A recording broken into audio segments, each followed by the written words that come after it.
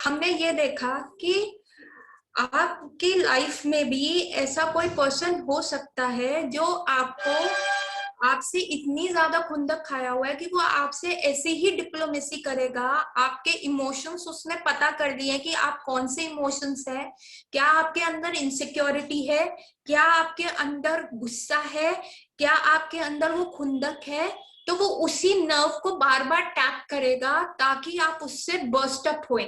और burst up अगर आप होएंगे, जैसे एक मकड़ी का जाला होता है, एक बहुत बड़ा मकड़ी का जाला होता है, अगर उसमें वो छोटी सी चींटी फंस जाती है या कोई भी चीज ऐसी फंस जाती है, छोटा सा मच्छर या कोई भी जीव उसमें फंस जाता है, तो वो जितना अपने आप को छुड़ाने का प्रयास करता है, जितना अपने आप को वो कोशिश करता है कि मैं इस जाले में से निकल जाऊं, जितना वो स्ट्रगल करता है, वो उस जाले में और फंसता रहता है, फंसता रहता है और फंसता रहता है। इवन अगर आप ये देखें कि खाई जो होती है, जहां पे बड़ा स्लगिश पानी होता है, खाई टाइप्स पानी होता है जो कि अंदर धंसता रहता है, अगर आप उसमें चलते हो और आपका पैर अंदर धंसने लग जाता है और आप जितना स्ट्रगल करते हो आप उतनी जल्दी ही नीचे धंसते रहते हो। तो उस धसन से क्या होता है कि आप अपनी मृत्यु को जल्दी अप्रोच कर रहे हो। लेकिन अगर आप उस समय बिल्कुल सरेंडर कर दो, गिव अप कर दो कि नहीं भाई मेरे को नहीं स्ट्रगल करना, तो आप देखेंगे कि वो जो खाई वाला पानी वो आपको ऊपर की तरफ ले आएगा। So the only way to get out of this thing is कि अगर आपकी लाइफ में कोई विकेट पर्सन है, एक तो आपका इंटेलिजेंस बहुत स्ट्रांग होना चाहिए, आपको पता होना चाहिए कि what is right what is wrong, आपके मॉरल्स बहुत स्ट्रांग होने चाहिए। जैसे युयुद्धन के थे, युयुद्धन को पूरी जिंदगी ये सुनना पड़ा कि वो धृतराष्ट्र का इलिसिट चाइल्ड था, उसका जो था शादी से बाहर का बच्चा था। और जब दुर्योधन को उसकी जरूरत हुई कि तू आ हमारी तरफ से युद्ध कर क्योंकि तू धृतराष्ट्र का पुत्र है और तू हमारा हाफ ब्रदर है, तब भी युयुद्धन ने ही न्यू कि व्हाट वाज राइट। उसके मॉरल्स इतने ज्यादा स्ट्रांग थे कि मुझे राइट जाना है या मुझे लेफ्ट जाना है, कि मुझे पांडवों के साथ युद्ध करना है या मेरे को कहाँ पे युद्ध करना है। पर द्रोणाचार्य उस वो स्ट्रांग एसेंस के नहीं थे। तो हम देखेंगे कि हमारी लाइफ में जो भी विकेट पर्सन होगा वो हमारे इमोशंस के साथ खेलेगा, और अगर हम उस इमोशंस को गिव देंगे, अगर हम उस इमोशंस को रास्ता देंगे, तो हम क्या करेंगे, हम अपने आप को प्रॉब्लम में करेंगे। और जैसे कि द्रोणाचार्य के समान हमारा भी जो स्वधिष्ठाना चक्र है, जो हमारे को एज देता है, जो हमारे को यूथ देता है, जो हमारे रिप्रोडक्शन के लिए काम करता है, लेडीज का मेंस्ट्रुअल साइकिल उस चीज पे हुआ है कि आगे फर्टिलिटी आपकी उस चीज के ऊपर है। तो आप देखेंगे कि आजकल मीनोपॉज इतनी जल्दी क्यों आ रहा है। पहले के टाइम में मीनोपॉज होता था 50-55 पे, they are pregnancies known, pregnancy 60 साल की उम्र पे भी प्रेगनेंसीज आर नोन। तो आजकल मीनोपॉज आ रहा है जल्दी, 40 से 45 हो चुका है, और आजकल देखा जा रहा है कि और अर्ली आ रहा है। क्यों? क्योंकि हम फीमेल्स जो होती हैं, हमारा जो भी एक इमोशन होता है या कुछ भी इमोशनल हम जल्दी हो जाते हैं, और हम जो हमारा जो आता है इमोशनल आउटबर्स्ट आता है, जिसकी वजह से क्या होता है कि हम मकड़ी के जाल में और फंसते जाते हैं। अगर हम उस इमोशंस को और स्ट्रेंथ देते रहे, अगर मेरे को गुस्सा आ रहा है, अगर मेरे को इनसिक्योरिटी हो रही है, अगर मेरे को अगला पर्सन इरिटेट कर रहा है और मैं उसे देख नहीं सकता, तो मैं वही बार बार उसी इमोशंस के बारे में सोचता रहूंगा, बार बार मैं उसी इमोशंस को लेके चलता रहूंगा। उससे क्या होगा, मैं उस इमोशन को बहुत ज्यादा ताकत दे दूंगा। ठीक है, आप ऐसे सोचिए, दो कुत्ते हैं, एक अच्छा कुत्ता है एक बुरा कुत्ता है। जिस कुत्ते को ज्यादा रोटी खिलाओगे वो कुत्ता ज्यादा स्ट्रांग होगा। बुरा कुत्ता है हमारे बुरे इमोशंस, अगर हम उसको रोटी खिला, सी इट्स लाइक कि जिम में जाके जोन सी मसल्स को ऊपर आप वर्क करोगे वही आपका डोला निकलेगा, वही आपका जिसको कहते हैं बाइसेप्स निकलेगा या ट्राइसेप्स निकलेगा। इमोशंस भी ऐसे ही होते हैं, जोन से इमोशंस को आप फीड करोगे, अगर आप गुस्से को फीड कर रहे हो, अगर आप दूसरे किसी इमोशंस को फीड कर रहे हो, तो वही इमोशन बढ़ेगा। पर हमें ये देखना है कि अगर हम स्टकअप हो गए, जैसे कि द्रोणाचार्य भी स्टकअप हो गए थे, और जैसे कि जिसको कहते हैं दुर्योधन भी स्टकअप हो गए थे, तो दुर्योधन का क्या इमोशन था, गुस्सा, कि भीम भीम भीम भीम भीम एंड भीम। तो दुर्योधन का जो वो गुस्सा था उसने उसका मणिपुरा चक्र वीक कर दिया।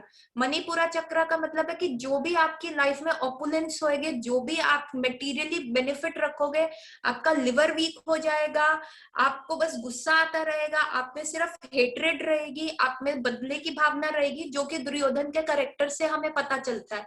और दुर्योधन की ये वीकनेस, दुर्योधन के पास इतना सब था पर वो उसको एंजॉय नहीं कर पाया और उसकी मृत्यु ऐसे हो गई। तो यदि द ओनली वे इज कि हमें अपनी कॉन्शियसनेस को ऊपर लिफ्ट करना है, तो हमें युद्धन से ये लेना है कि लाइफ में कितने भी विकेट पर्सन क्यों ना आए, हमें बुरे कुत्ते को उतना नॉलेज नहीं देना, हमें बुरे कुत्ते को रोटी नहीं डालनी, हमें अच्छे कुत्ते को रोटी डालनी है, अच्छे कुत्ते को स्ट्रॉन्ग करना है। मतलब कि हमें अपनी इंटेलिजेंस को वर्क करना है, हमने अपनी मॉरल मसल बिल्ड करनी है। और हमें जो है, जो बुरा कुत्ता है जो कि हमें कहता है कि गुस्सा कर लो, आप फंस गए हो, एक ही चीज पे रहो, नहीं, आपको अपनी कॉन्शियसनेस है, जो आपको गुस्सा है, जो आप में हेट्रेड है, या आपका कोई भी इमोशन है, उससे थोड़ा ऊंचा उठना है, उससे थोड़ा ऊपर उठ के सोचना है कि हम कैसे कर सकते हैं। ठीक है। सो अब आपने ये देखा कि कैसे हमें स्टकअप नहीं रहना, ना किसी बंदे पे स्टकअप रहना है, ना किसी इमोशंस पे स्टकअप रहना है। तो फिर अब जैसे कईयों को हम कहते हैं, कईयों सबसे कॉमन एग्जांपल आता है कि हेडेक्स हो रहे हैं, मैम बहुत हेडेक होता है, बहुत हेडेक होता है, माइग्रेन्स होते हैं। सबसे बड़ा common reason of migraine is कि जब हम एक ही इमोशनल थॉट पे स्टकअप रहते हैं कि उस बंदे ने मेरे को ऐसे बोल दिया, जब हम सेंटिमेंटल रहते हैं, इमोशनल फूल्स रहते हैं, उस बंदे ने मेरे साथ ऐसे कर दिया, उस बंदे ने वो कर दिया, हम क्या करते हैं, उसको सेंटर ऑफ द यूनिवर्स बना देते हैं और हमारी लाइफ जो होती है उसी के अराउंड चलती है। जबकि हमारे में जितनी क्रिएटिव एनर्जी है, हमारे में कितनी पॉसिबिलिटीज है कि हम कितनी सारी अच्छी चीजें कर सकते हैं, पर हम उसके बारे में वो इंटेलिजेंस ही नहीं आता। क्यों? क्योंकि हम एक बुरा कुत्ता, जो एक बुरा इमोशन है, उसको बार बार रोटी डालते रह रहे हैं। जो हमारा क्रिएटिव इंटेलिजेंस है, उस कुत्ते को हम रोटी नहीं दे रहे, तो वो वीक होता जा रहा है और वो फिर काम नहीं कर रहा। तो जब हमारे पास एक इमोशन में स्टकअप होते हैं, सारा ब्रेन का जो ब्लड का सप्लाई होता है वो सीधा ब्रेन में जाता है। ब्रेन की नसें जो होती है बहुत पतली होती हैं, तो या तो फिर आपको स्ट्रोक आ जाएगा, या तो हाफ साइड का पैरालिसिस हो जाएगा। तो भगवान क्या कहते हैं, इसको इस थॉट से हटाना है ना, इसको हेडेक दे दो ताकि इसका ध्यान थोड़ी देर दर्द की तरफ चला जाए, नहीं तो सारा खून का प्रेशर जो सर पे चला जाएगा, सर की नस फट जाएगी। तो जो माइग्रेन्स का सबसे बड़ा रीजन होता है, हमें ये 2 श्लोकों में पता चल गया। स्टकअप रहोगे, अटकोगे तो भटकोगे। क्यों अटक गए ना? तो दुर्योधन के पास सब था, किंगडम था, ओपुलेंस था, पर उसका सारा ध्यान क्या था? भीम को मारना है, भीम को ऐसे करना है, भीम को ऐसे करना है। तो हमें अटकना नहीं है, हमें अपनी कॉन्शियसनेस को थोड़ा ऊपर लेवल पे जाना है, जैसे युद्धन ने किया। उसको पता है कि दुर्योधन अगर विन कर गया 11 अक्षणी सेना के साथ भी, फिर मेरा क्या होगा, मैं तो कुरु हूं। और उसने पांडवों, वो तो अपोजिट साइड है, मैं तो चुप रहा जब द्रौपदी का वस्त्र हरण हुआ, मैं पांडवों की साइड चला गया तो कहीं गलत ना हो जाए मेरे साथ, कहीं वो भी मेरे को एक्सेप्ट ना करे, घर का भेद ही ना माए। मतलब इट्स लाइक अ विभीषण वाला डायलेमा। विभीषण को भी वही डायलेमा था, युद्धन को भी यही डायलेमा था, लेकिन रावण भी थ्रू आउट टाइम विभीषण का नाम लेता रहा कि उसने मेरे को हरा दिया, घर का भेदी लंका ढाई टाइप्स। और यहाँ युद्धन भी जो अपने मॉरल्स था। तो जब आप मॉरल करेक्टर रखते हो, तो आपकी लाइफ में कोई भी कितना भी विकेट क्यों ना हो, वो आपसे एक स्टेप पीछे ही रहेगा, वो आपसे डरेगा, क्योंकि आप हमेशा राइट और रॉन्ग डिफरेंशिएट कर सकते हो। फर्स्ट कि आपका हमेशा अपर हैंड रहेगा, और सेकंड इसका ये है कि आप हेल्दी रहोगे। अगर आप हेल्दी रहोगे, आप एक ही इमोशन पे स्टकअप नहीं रहोगे, तो आप वो बुरे कुत्ते को रोटी नहीं डाल रहे, और वो धीरे धीरे वो कुत्ता क्या है, धीरे धीरे पतला होके स्टार्व करके मर जाएगा। और आप अपनी क्रिएटिव एनर्जी पे वर्क कर रहे हो, तो आप बहुत सारी चीजें कर पाओगे। जब आप अपनी कॉन्शियसनेस ऊपर ले लेते हो, इवन आप पेन को भी कंट्रोल कर पाते हो। दिस इज अ मेडिकली, मतलब इट्स लाइक कि एक स्टेटमेंट है, pain is pain will be there, but suffering is, suffering is choice. Pain is inevitable, पर द सफरिंग्स जो होएगी वो आपकी चॉइस है कि आपको उस पेन के लिए सफर करना है कि नहीं करना। ये आपका थॉट प्रोसेस है, ये आपकी कॉन्शियसनेस है, ठीक है। तो are we all on the same page? ठीक है। तो हमने ये देखा कि आज माइग्रेन का क्या ट्रीटमेंट है, आपको डाइवर्ट करना है। अब कई लोग आके कहते हैं कि मैम हम डाइवर्ट नहीं कर सकते, उस समय जब दर्द होता है तो हम कुछ करना भी चाहें कुछ भी नहीं कर पा सकते। उस समय मैं कुछ भी करना चाहूं मेरा पेन कंट्रोल में नहीं आता। क्यों? क्योंकि हम उस इमोशन पे इतना स्टकअप है, जैसे ही हमारा पेन कंट्रोल में आएगा वो थॉट वापस आ जाएगा।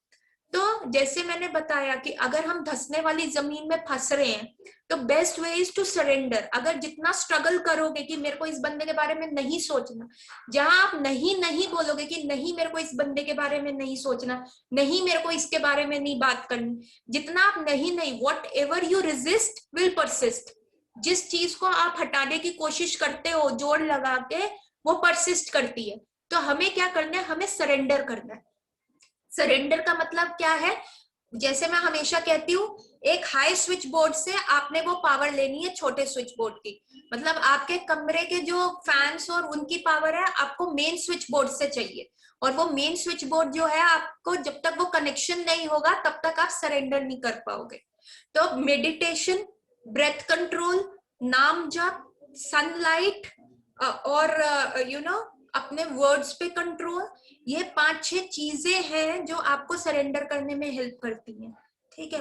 तो हमें जो है कृष्ण से वो पेशेंस मांगनी है। जैसे हमने लास्ट क्लास में कृष्ण की विल पढ़ी थी, तप्ते अनुकंपा समीक्ष मानो, ठीक है। सो हमने ये देखा कि द्रोणाचार्य वीक थे और दुर्योधन डिप्लोमैट था। वो Bhishma, let me summarise the class है। हमने ये देखा कि द्रोणाचार्य वीक थे और दुर्योधन बहुत बड़ा डिप्लोमैट था। उन्होंने जाके उसकी वीकनेस पे करा कि वो फिर से अच्छे से फाइट करे। अगर वो धृष्टद्युम्न को या पांडवों को नहीं मारेंगे, वो सब उनको मार देंगे। और हमने ये देखा कि कैसे Duryodhan was also stuck up and how Dronacharya was also stuck up. Dronacharya was stuck up with emotions, और जो आपके दुर्योधन थे he was stuck up with envy, और दोनों का अंत जो हुआ बहुत खराब हुआ। तो हमारे टाइम में हमारा अंत क्या होगा? हमारा अंत ये होगा कि हम डिसीज में चले जाएंगे, हमें माइग्रेन हो जाएगा, हमारे चक्रास वीक हो जाएंगे, हम जल्दी ओल्ड हो जाएंगे, हमारी हाइट भी नहीं बढ़ेगी। अगर हम अपने इमोशनल के साथ वो रहेंगे तो आजकल जो यंग किड्स हैं उनकी भी हाइट नहीं बढ़ेगी अगर ऐसा ही होगा। So I found a kid listening to me, तो मैं ये बोल रही हूँ, ठीक है। तो हमें इमोशंस के साथ स्टकअप नहीं रहना, हमें बाकी सारी, हमें अपनी कॉन्शियसनेस ऊपर लेके जानी है, और हमें अपनी कॉन्शियसनेस तभी ऊपर लेके जा पाएंगे जब हम सरेंडर करेंगे, कृष्ण को सरेंडर करेंगे, हरि नाम का सहारा लेंगे, जप करेंगे, मेडिटेशन करेंगे, ब्रेथ कंट्रोल करेंगे, योगा करेंगे। तो हमारा स्टमक भी ठीक रहेगा, हमारी लंग्स भी ठीक रहेंगी, और सबसे इंपॉर्टेंट हमारा माइग्रेन ठीक रहेगा। कि जो हेडेक्स होते हैं, सर्वाइकल का पेन होता है, ये सारी चीजें हमें इन 2 श्लोकों में मिलती है। और सबसे इंपॉर्टेंट है, हमें अच्छे कुत्ते को रोटी डालनी है, हमें बुरे कुत्ते को रोटी नहीं डालनी। हमें ये सबसे पहले एक पेज पे लिखो कि इमोशंस क्या है, आपके अच्छे इमोशंस क्या है, आपकी क्रिएटिविटी क्या है, आप क्या कर सकते हो, आप कितने क्रिएटिव हो सकते हो। और आपने जो बुरा है, अब सी माइंड उस तरफ जाएगा क्योंकि माइंड अभी कंट्रोल में नहीं है, हम कलयुगी जीवों का माइंड कंट्रोल नहीं है। पर यदि हमें प्रॉब्लम पता चल जाए तो माइंड बार बार भी जाएगा, तो हम उसको बार बार पकड़ के अपने पास लाएंगे कि भाई वापस आओ, वापस आओ, वापस आओ। तो शुरू में it may require a lot of efforts, लेकिन जैसे धीरे धीरे धीरे धीरे practice makes the man perfect, तो हम धीरे धीरे उस परफेक्शन पे भी पहुंच जाएंगे। नहीं, वैसे भी हम सबके अंदर बीज होते हैं, आप कौन से पौधे को पानी दे रहे हो वही पौधा आपका पनपता है। तो उसके लिए लेकिन कर्म करना पड़ता है, सिर्फ बैठे बैठे ना बातें करने से या उससे नहीं होता, आपको बहुत प्रैक्टिस की जरूरत होती है। और आता है वो समय जब मन भटकता है, पर फिर भी आप उस चीज को पकड़ के ला सकते हो, ये पॉसिबल है। क्योंकि देखिए समुद्र मंथन भी जब हुआ था तो सबसे पहले क्या निकला था? विष निकला था। तो इतने सारे जन्मों के संस्कार जो हमारे माइंड में बने हुए हैं, हमारा माइंड वैसे कंडीशन हो चुका है। अब जैसे अगर आप अपना टीवी रखते हैं, आप अपने टीवी में जो जो सेटिंग्स करेंगे वो वैसे ही चलता रहेगा ना।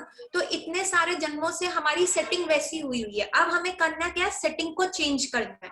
तो अगर मेरे को डॉक्टर बनने के लिए या टीचर बनने के लिए कितने ही हम मेहनत करते हैं, 12th तक हम पढ़ाई करते हैं, 12th स्टैंडर्ड के बाद हम बीएड करेंगे, फिर पोस्ट ग्रेजुएट करेंगे, फिर कितनी सारी चीजें करते हैं। जब एक प्रोफेशन को लेने के लिए हमें इतनी प्रैक्टिस चाहिए, अगर आपको अपना ऑक्यूपेशन को अपग्रेड करने के लिए इतनी मेहनत करनी पड़ रही है, तो क्या आपको अपने माइंड को अपग्रेड करने के लिए मेहनत नहीं करनी पड़ेगी? अपने माइंड को इतना अपग्रेड कर लो, इतना लेवल हाई कर लो कि बाकी सारी चीजें आपको इफेक्ट ही नहीं करे। ठीक है, अगर आप देखो कि बारिश हो रही है, सड़क पे गड्ढे पड़ गए हैं और गड्ढों में पानी चला गया है, और आप गाड़ी ड्राइव कर रहे हो और आपको दिक्कत हो रही है कि आपको एक सिटी से दूसरी सिटी जाना है और बार बार आपकी बैक पे प्रॉब्लम हो रही है। If you raise yourself, अगर आप एरोप्लेन से जा रहे हो एक सिटी से दूसरी सिटी, क्या वो गड्ढे प्रॉब्लम करेंगे? नहीं करेंगे ना। तो you have to raise your consciousness to such a level with practice, with surrender. और क्योंकि हमें इतनी क्षमता नहीं है, तो जिसके पास जितनी पावर है हमें उससे वो पावर चाहिए। ठीक है, तो जब हम जितना सरेंडर करते हैं, जितना हम क्या करते हैं, हम भगवान को कहते हैं भगवान प्लीज मेरी ये प्रॉब्लम सॉल्व कर दो, और हम साथ में सोल्यूशन भी बता देते हैं कि देखो ऐसे ऐसे करना, उसके साथ पहले ऐसे कर देना, फिर उसको ऐसे कर देना, फिर ऐसे कर देना, हम सॉल्यूशन बता देते हैं। कि पर भगवान तो ऑलरेडी हमसे सुपर इंटेलिजेंट है, उनको पता है कि कैसे कैसे क्या सॉल्यूशन करना है। ठीक है, तो सरेंडर का मतलब होता है कि टोटली डिपेंडेंट ऑन दैट, और अपनी क्रिएटिव एनर्जी को एनहांस करो, और माइंड को बार बार पकड़ के लाओ कि माइंड तुम वापस आओ, माइंड तुम वापस आओ। Don't make anyone the centre of your universe, कि आपके इमोशन सिर्फ उन्हीं के अराउंड घूमते रहे। स्टकअप हो गए, अगर अटकोगे तो भटकोगे, अटकना नहीं है तो हम भटकेंगे भी नहीं। हमें उस सिचुएशन से थोड़ी देर बाहर चले जाना है, वक्त को थोड़ा वक्त दीजिए, चीजें अपने आप सुधर जाती हैं। और उस वक्त में इंटरफेयर मत कीजिए, अपनी क्रिएटिविटी के लिए कीजिए कि हाँ मैं इसमें क्या कर सकता हूँ। तो सबसे इंपॉर्टेंट है हमारा स्वादिष्ठाना चक्र, मूलधारा चक्र, जो कि 2 चक्रास यहाँ पे थे। मूलधारा सॉरी नॉट मूलधारा, कौन सा, मणिपुरा चक्र। मणिपुरा चक्र जो दुर्योधन का वीक था, और स्वादिष्ठाना चक्र जो द्रोणाचार्य का वीक था। हमें इन चीजों पे नहीं रहना। ठीक है, so far it's all, we are all on the same page. ठीक है, तो अभी हम नेक्स्ट श्लोक एक बार पढ़ लेते हैं और उसका मीनिंग पढ़ लेते हैं, और फिर हम ये नेक्स्ट श्लोक नेक्स्ट क्लास में करेंगे। तो अभी तक हमने जितने डिसीजेस, अभी तक हमने अपना नर्वस सिस्टम को कंट्रोल कर लिया। अच्छा, ऑटोनॉमिक नर्वस सिस्टम अच्छा है या नॉन ऑटोनॉमिक नर्वस सिस्टम अच्छा है? जो हमने लास्ट दुर्योधन के उसमें किया था, ऑटोमेटिक अच्छा रहता है, नॉन ऑटोमेटिक अच्छा रहता है?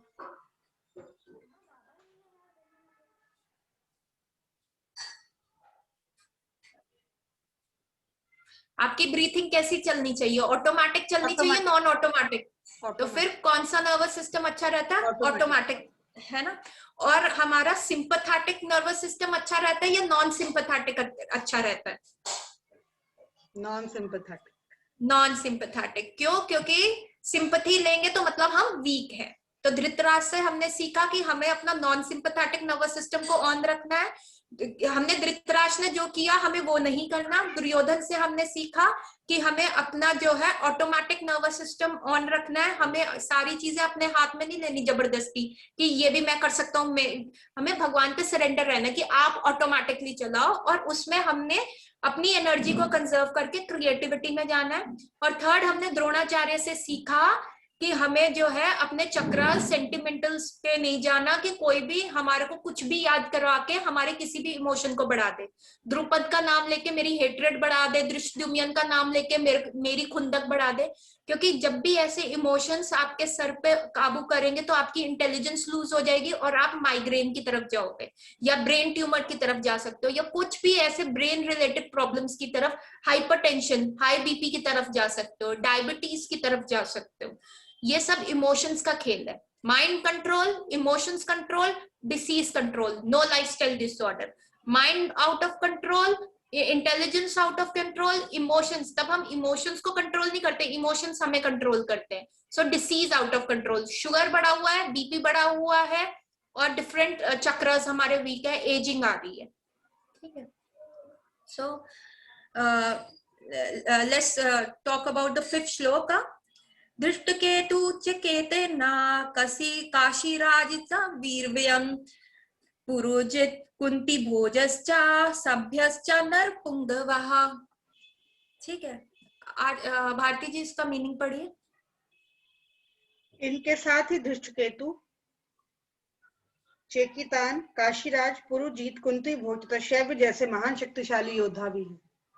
हाँ, तो अब इनकी जो स्टोरीज है अगली बार आप लोग मेरे को बताओगे। जो ये 6 योद्धाओं की है, इसको गूगल करेंगे या जैसे भी कहीं से भी इन 6 योद्धाओं की नॉलेज आप बताओगे, और आप मेरे को लिंक करके बताना कि जो हमने automatic nervous system, sympathetic, non sympathetic nervous system और जितना भी 3 चक्रास के बारे में पढ़ा है, मूलाधार, स्वादिष्ठाना और मणिपुरा चक्र, उनसे हम इनको कैसे रिलेट करेंगे, इन 6 योद्धास की, इन 6 योद्धास की क्या स्टोरी है। ठीक है, ये आप सबका 1 वीक का होमवर्क है। सो और टेक होम मैसेज यही है, अटकना नहीं है, भटकना नहीं है।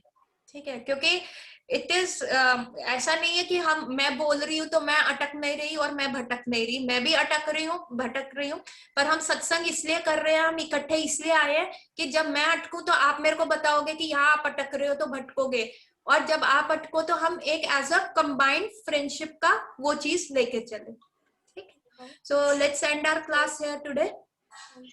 हरे कृष्णा एवरीबॉडी, आप सब हाथ रेज कर लीजिए, let's chant 3 time. Hare Krishna Krishna Krishna Hare Hare, Hare Ram Ram Ram Hare Hare, Hare Krishna Krishna Krishna Hare Hare, Hare Ram Ram Ram Hare Hare, Hare Krishna Krishna Krishna Hare Hare, Hare Ram Ram Ram. तो प्लीज अपना होमवर्क जरूर कीजिएगा, अब अगले हफ्ते मिलते हैं। हरे कृष्णा एवरीबॉडी।